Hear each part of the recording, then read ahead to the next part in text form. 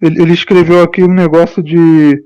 O assunto ele escreveu assim: por que você deixou a igreja? Uhum, Eu li aqui um negócio dele, eu não sei nem se ele tá podendo falar. uhum, Ele perguntou isso aqui no chat. tá. Mas ele tá ouvindo. É, ô Malter, é o seguinte, eu simplesmente saí porque eu notei que eu não tinha razões nenhuma pra acreditar ainda, sabe?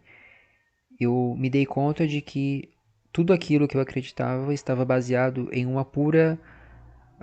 em um puro desejo de acreditar. Não havia nada sólido que me levasse a acreditar de fato que as coisas eram daquele modo como eu acreditava. Eu havia sido ensinado a acreditar e eu acabei me induzindo a acreditar também, por conta própria, por necessidades existenciais, as quais eu racionalizava buscando fundamentos que na verdade não tinham consistência, tá? Então, em resumo, é isso. Rafael, ele também queria saber da sua história antes disso. É muito longa a história, mas vamos ver se eu consigo resumir. É aquela que você mesmo me contou? Eu acho que sim. Não lembro exatamente se eu te contei tudo. Eu me converti com. Bem, vamos lá. Eu sempre fui cristão, na verdade. A minha família sempre me ensinou a acreditar na Bíblia e eu tinha isso como um fato, sabe? Que o Deus cristão existia e que ele nos deixou a Bíblia para nos orientar, etc e tal. A minha família começou a frequentar a Igreja Universal quando eu era criança. Depois ela se desencantou, começou a frequentar a Igreja da Graça. Ela também se desencantou, começou a frequentar uma igreja chamada Batista Renovada e depois meus pais perderam o interesse de frequentar, embora eles ainda professassem essa fé, mas foi nesse período que eu me converti assim, vamos dizer, de dentro para fora. Foi uma decisão mesmo de abraçar aquela doutrina porque eu passei a eu passei a estudar, né, a religião, passei a ter interesse pelo livro sagrado e eu via que, assim, eu considerava aquilo tudo como verdadeiro. Eu acreditava, né, que aquela doutrina era real e após estudar a Bíblia, né, eu acabei me convencendo de que ela realmente revelava uma doutrina verdadeira, que aquilo ali correspondia aos fatos e isso vinha em razão de uma doutrinação que eu tinha recebido quando eu era um toquinho de gente.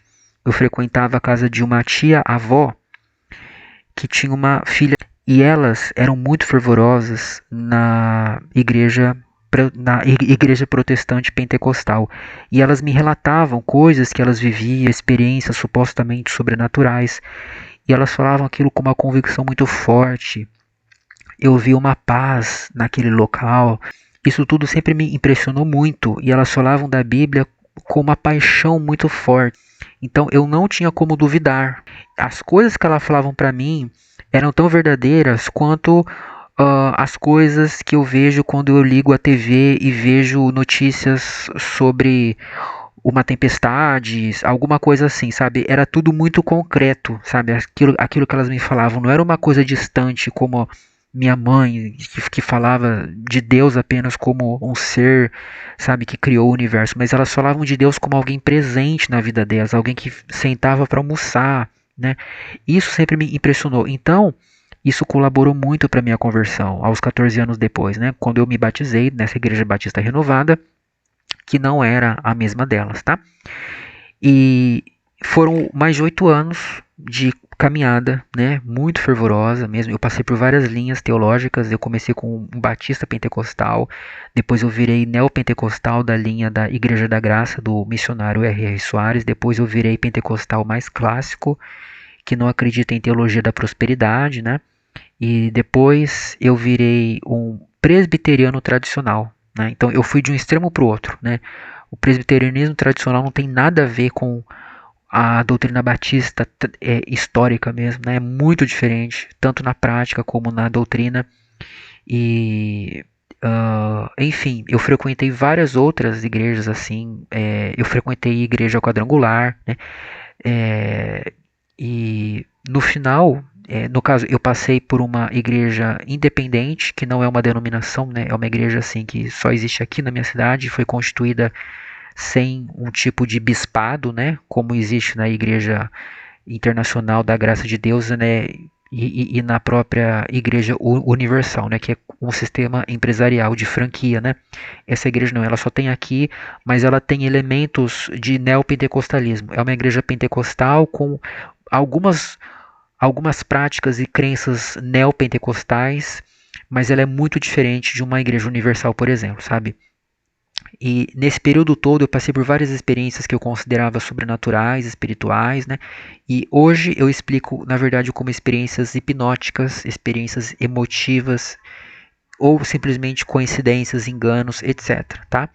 A minha visão da religião é exatamente a mesma que vocês encontram em canais como o do Daniel Gontijo, o próprio Antônio Miranda também, que eu admiro muito, eu acompanhava ele bem antes dele voltar agora em 2019 que ele voltou, já acompanhava lá atrás, sabe? Desde 2011 eu assisto todos os canais de ateus que eu posso, eu aprendo muito, gosto muito, concordo com muitas coisas que eles falam com respeito à história das religiões, às contradições, né, da Bíblia, à incoerência dos cristãos, etc. E eu realmente vejo que a religião é uma obra humana, né? É uma construção mental para tentar dar um sentido para a vida. É um conto de fadas para gente grande, na verdade, sabe? É uma mistura de hipnose com mitologia, né? Você pega uma mitologia, você se identifica com aquela história, você se apega àquilo e você passa a sentir aquilo como uma verdade dentro de você e a partir disso você modela a sua vida.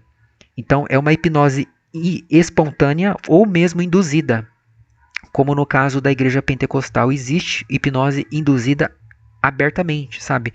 Mediante toques na cabeça, palavras faladas no ouvido, músicas que vibram em uma determinada sintonia, sabe? Que levam você a um estado alterado de consciência. Isso é muito praticado em várias religiões, né? Não só na protestante pentecostal.